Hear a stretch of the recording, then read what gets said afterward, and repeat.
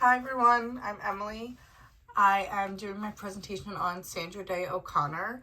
She was the nation's first female Supreme Court Justice and first female majority leader in any state legislation in the country. So she was the first woman to be appointed to the Supreme Court, making history.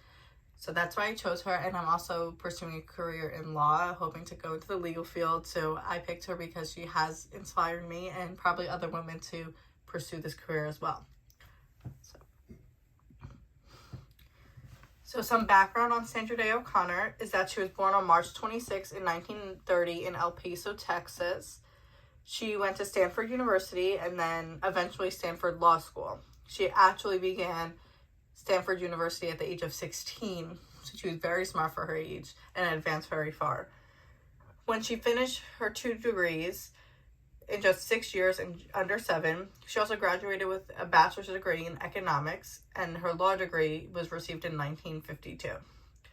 She, in law school, was graduated 3rd out of her 102 students, and she was just 2 places behind her fellow law student and friend, William Rehnquist, who is now also a Supreme Court Justice as well. So they followed in each other's footsteps, and she had the ability to work with him on many cases as well. So she is a Republican of the Republican Party, but she is later known for the swing vote because on some social issues, she does not do what the normal Republican Party would aim to do. So on the right side, there's also the women's rights movement, because she is growing up during a time where women had basically no rights. She wanted to push for women's rights, and everything she did was for women's rights and paving a way for women in the future. So keep that in mind as we go along throughout this. So some timeline of events. In 1952, she worked as an attorney in California and Germany, which was very hard to get a job as a woman due to the prejudice in the country at the time. But she accepted a position as a deputy county attorney in California, initially offering her to work for no salary or no office, but she shared a space with the secretary, so they even segregated her even more. And in Germany, she worked as an attorney in the U.S. Army and then a civilian attorney specializing in contracts. So she took these jobs knowing that there'd be no pay, just so she could get experience and pursue a career. In 1965, she became Arizona Assistant Attorney General, and then in 1969, she was appointed to Arizona State Senate. In 1972, she was chosen as the Arizona State Senate Majority Leader for the Republican Party, and she was the first woman to ever hold that position on Republican or the Democratic side. In 1974, she was elected to her county Superior Court judge. In 1979, she was appointed to the Arizona Court of Appeals. And in 1981, she was appointed by President Reagan to the Supreme Court of the United States of America. So the Senate affirmed her appointment by 99-0. And it wasn't 100-0 because one guy was not able to make it. He was out sick during that day. But she became the first female justice in 191 years old history of the Supreme Court. She was the first woman appointed to the nation's court in 24 years who had state court experience, and the first justice in 32 years with lawmaking experience, having served in the state legislature. So she not only made history for women, but for everybody, men and women on the Supreme Court. In 2006, she retired from the Supreme Court, and in 2009, there was a Sandra Day Institute that was created after her, which she does till this day, promoting civic education and social issues that she's passionate about. So this is what she said when she was appointed to the Supreme Court and what she said about Ronald Reagan. She said, "His decision was much as a surprise to me as it was to the nation as a whole. But Ronald Reagan knew that his decision wasn't about Sandra Day O'Connor. It was about women everywhere. It was about a nation that was on its way to bridging a chase between genders that have divided us for far too long." So even for her, she believed that this was just not about her. It was about for women as a whole. And when she got nominated, she felt a great sense of responsibility to be an excellent justice so that there would be no question that women were fully capable to hold these positions that people thought were just for men. And she was happy that Justice Ginsburg joined her in the court in 1993, as well as another woman justice. So here are some of her famous legal cases or statutes that she's worked on. So the 1913 Arizona statute prohibited women from working longer than 8 hours a workday, which prevented them from getting and keeping jobs.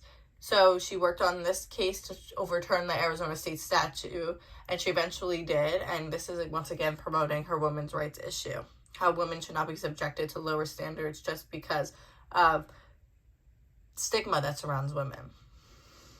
The Mississippi University for Women versus Hogan. She works on this case at the Supreme Court. She writes the majority opinion in the 5-4 decision. It's about equal protection, and Mississippi had a single-sex admissions process. And the question that this court aimed to answer is, did the state statute which prevented men from enrolling in Mississippi violate the Equal Protection Clause of the 14th Amendment? Even though it's about men, O'Connor wrote that yes, it does violate it under the Equal Protection Clause. So you can see here that yes, she is promoting women's rights, but she is trying to make sure it's equal for both men and women, which is an important thing to note. And then in the last case, Davis versus Monroe County Board of Education describes education freedom. So the court aims to look at if school boards are liable for failing to stop a student on student sexual harassment under certain conditions.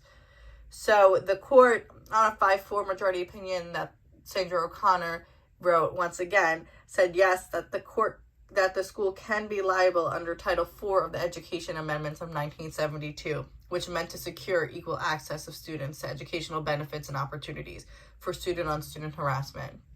So once again, she is making sure that the education system is free and for everyone to enjoy, not just subjected to certain people and not having other things in their way, such as harassment.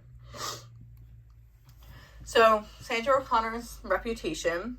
So she was known as a swing vote in most of the 5-4 decisions in the Supreme Court. Even though she was a Republican, she did vote more on the Democratic side for more social issues, but she was known as a Republican. She also worked carefully with her clerks, so she reviewed each of her clerks' applicants' casework herself, while other justices would not do that. She was known to choose the smartest person, regardless of their ideology, and if they were in line with her ideologies as well. As the court become more conservative, she was known as the swing vote, like I've said above. And she also earned a reputation as a savvy negotiator, but while more moderate on social issues, like abortions and keeping with the majority of the Republican of Arizona at the time. And she was also known for her hardworking lawmaker skills as well.